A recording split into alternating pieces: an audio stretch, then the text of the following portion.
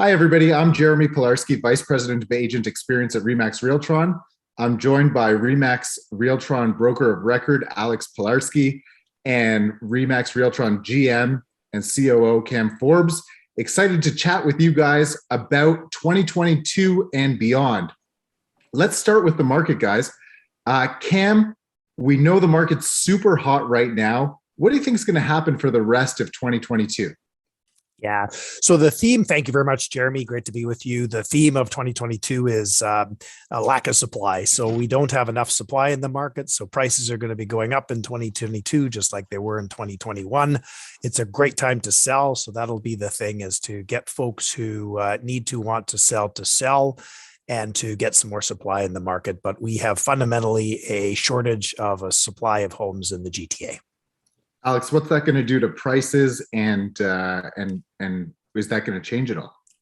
No, prices will continue to rise. We're keeping our fingers crossed that it'll be less than the 18% that occurred 2021.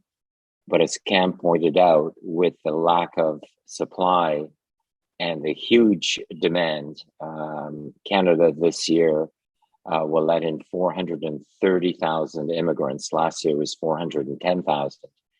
And those people have to live somewhere.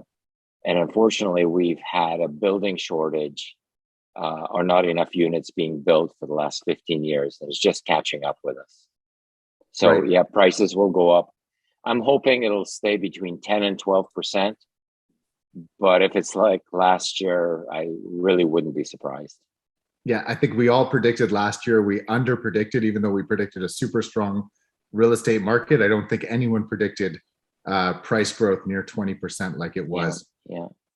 The good thing that I've seen is the number of new listings coming out, despite the fact that right now we're in a difficult time with weather, with COVID. The number of new listings coming out in the first half of January has been in line with the 10-year average. So I think maybe there will be more listings coming out than we think. Right now, it just feels like there's such a shortage because there's no sitting inventory. Yes. With that, yeah, Jeremy, that's a very good point. Is that we're used to going into January with 10 or 12,000 inventory, and this year that just didn't happen. So that just exacerbated the problem. And you're saying, is the listings are coming online, but without the standing inventory, it's not giving consumers much choice. Yeah. So let's just go around the horn. And Alex, if you are working with a buyer right now, what do you tell that buyer? Buy. Nothing. And let me look into the future, Jeremy. I mean, the next 3 years, we're not going to be able to solve our supply problems. Next year, the government has committed to another 400,000 plus new immigrants. Plus, we have our young generation maturing and wanting their own places. The good news, to some extent, is that with Zoom meetings and people being able to work online, that the outer communities like Guelph and Barrie and Hamilton, Ajax, Durham, the whole of Durham, people can now work there without having to fight the commute. So that's going to help a little bit with the supply. People can move out a little bit further out of the center of Toronto. But ultimately, people do want to live in Toronto, and our prices will continue to go up for the next foreseeable future, like 3 years for sure. Yeah. Cam, any sense in waiting if you're a seller?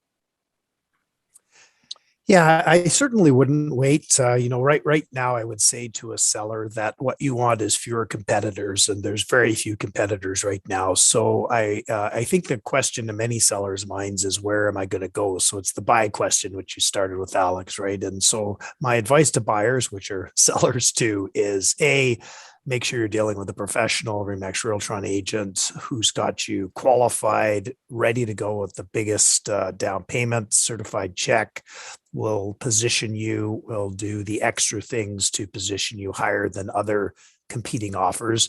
Number two, just really look at what your needs are. Because of COVID and I'll call it new approach to work, there may be other options that you haven't considered for housing to choose from. And finally, the condos still represent probably the most affordable market in the city.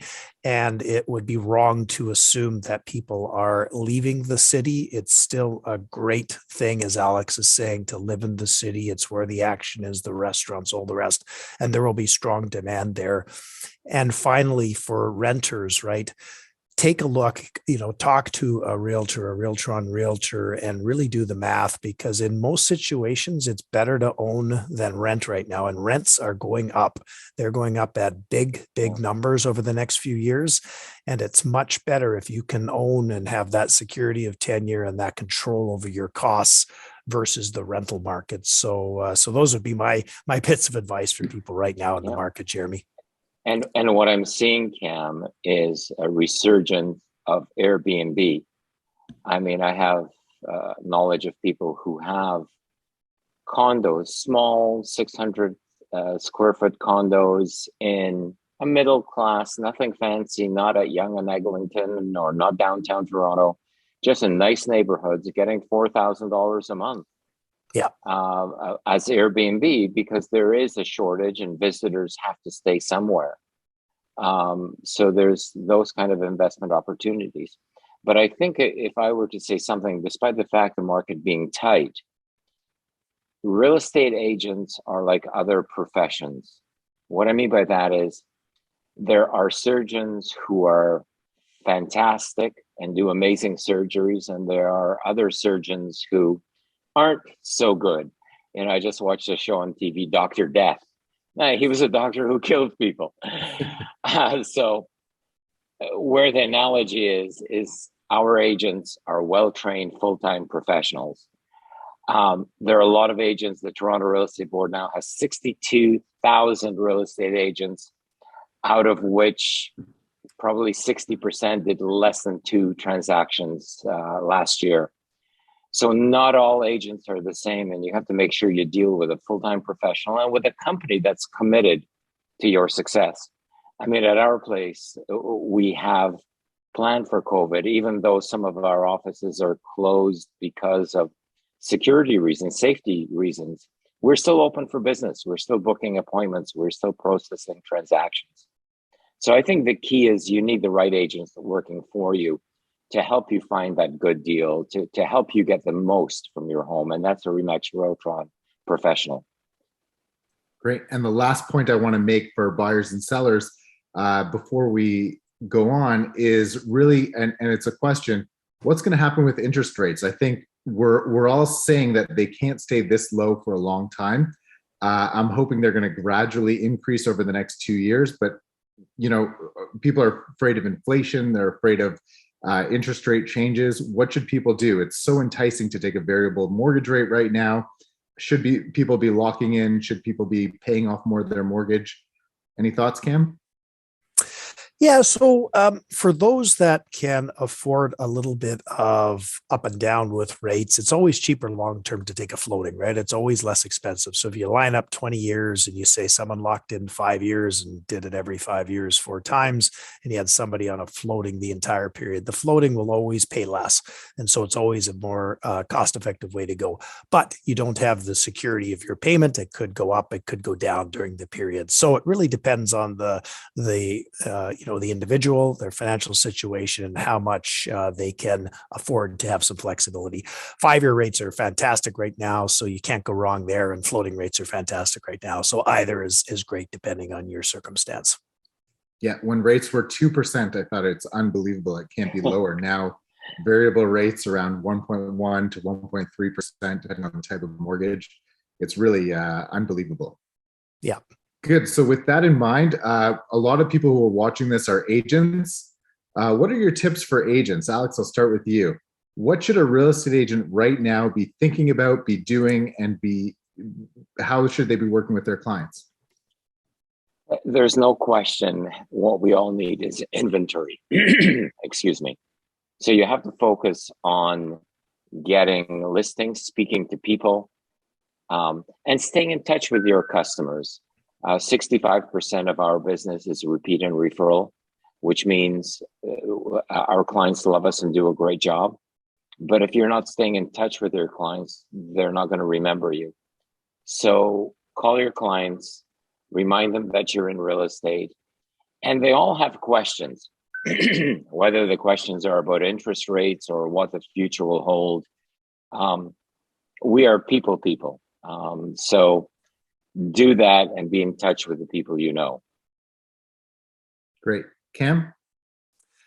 I think for agents to just structure and organize yourself for 2022 right now. And so what I mean by that, Jeremy, is that every agent right now should look at their Google Calendar, should see every day, every month, every quarter, every half year for the year. And within that, every single day, they should know from 9 to 12, they cold call, they door knock, they, every Saturday morning, they do open house. They reserve times to meet with for listing presentations, Tuesday, Thursday, Saturday mornings. They need to systematize, because then they can plan their time, both leisure and work, and they can hold themselves accountable to that. The biggest absence, or one of the biggest challenges for agents generally, is they're so unstructured, they don't do what's required, which is to talk to people about real estate, right? And so that's what I would advise them to do, is really look at your calendar, book it out for 2022, including family time for your vacation and everything, and then get to work, right? And every day, if it's 9 to 12, it's whatever time, do your prospecting and you'll have success. Great tips, guys. Yeah, a great point, Cam. What we see is, just to build on what you've said, is those agents who have an empty calendar end up achieving exactly that. They come in, they look at their calendar, they have nothing to do, so they take the day off. You've got to write out your work schedule. Yeah. And I will add to that, set big goals for yourself and create a plan, and surround yourself with people who are excited to achieve their goals, and people who have achieved their goals in the past and know the path ahead. That's our benefit of RE/MAX Realtron. We have so many people who've achieved huge goals. We have so many multi-million-dollar producers, agents who have really started with us and have become huge producers. So being at RE/MAX Realtron and working with full-time professionals, you're rubbing shoulders with the best. Take advantage of it. Yeah. Well, gentlemen, I'm excited to spend the next year with you guys, helping to grow the company, helping to grow our agents' businesses. And we invite you watching now to follow us throughout the year. Follow us on Instagram at RE/MAX_Realtron. Follow us on Facebook. We're everywhere. We're on Twitter. And keep in touch with us. And if you have any real estate questions, you can get a hold of Cam, Alex, myself, or any one of our non-selling managers anytime. I look forward to many more chats with you guys, and lots of good times for us and for our agents. Have a great year, guys. Yeah, have a great 2022. Thank you. Great year. Bye, guys.